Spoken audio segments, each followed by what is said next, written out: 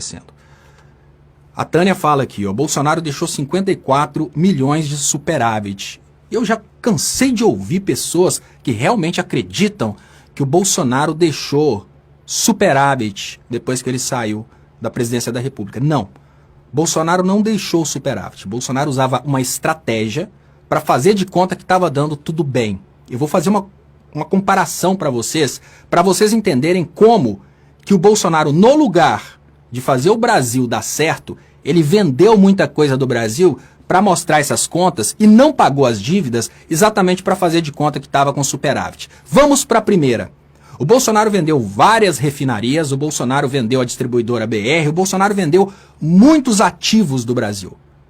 É como se você tivesse uma empresa e de uma hora para outra você começasse a vender todas as máquinas da sua empresa. A conta bancária pode ser entregue positiva, mas a empresa não é mais a mesma. O Bolsonaro, para conseguir fazer de conta que ele deu superávit, ele vendeu coisas do Brasil. O governo Lula está governando sem precisar de vender nada. Agora imagina como seria muito mais fácil ter superávit vendendo a Petrobras, vendendo uma universidade federal.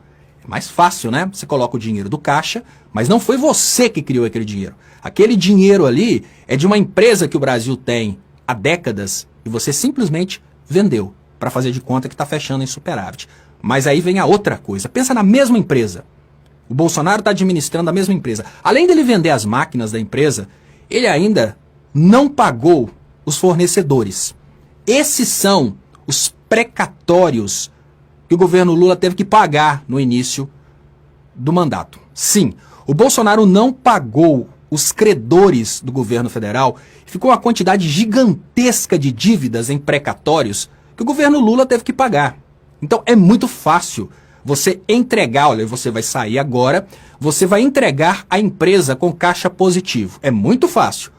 Você vende tudo da empresa, igual o Bolsonaro vendeu muitas coisas do Brasil, coloca esse dinheiro no caixa, você simplesmente não paga os fornecedores, fica devendo os fornecedores, aí o próximo cara que vai pegar para administrar a empresa vai ter que lidar com um Brasil que vendeu, né, uma empresa que vendeu suas máquinas. Agora, por exemplo, o Brasil não consegue controlar o preço do diesel porque as refinarias brasileiras foram vendidas. Então, você tem o problema de ter que alugar máquina dos outros, porque agora você não tem mais aquelas máquinas. Sim, a gente usa a refinaria dos Estados Unidos e compra o diesel de lá, por exemplo.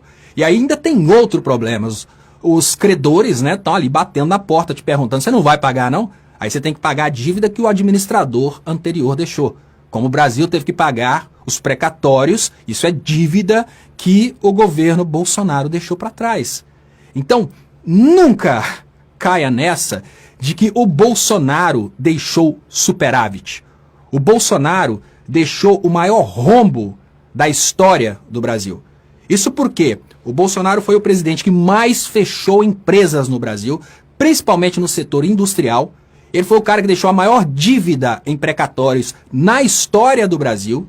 E ele foi o cara que mais do que Fernando Henrique em termos de valor, o cara que mais privatizou empresas brasileiras. E pior de tudo, o cara que mais colocou brasileiros na condição de miséria.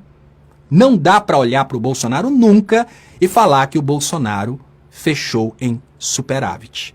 Isso é ignorar completamente os principais detalhes dessa conta, que é a dívida que ele deixou e o fato dele ter vendido muita coisa para criar a caixa. Maior arrecadação teve agora o governo Lula. Arrecadação recorde. Maior geração de empregos da história teve agora o governo Lula. Geração de empregos recorde. E olha, tudo isso respeitando o teto de gastos. Já pensou se não tivéssemos um sistema liberal proibindo o presidente da República de governar? Se não tivéssemos, por exemplo, o estrago no Banco Central que o Bolsonaro causou, criando esse modelo do Banco Central privatizado? Então, não passa esse tipo de vergonha. Você não precisa.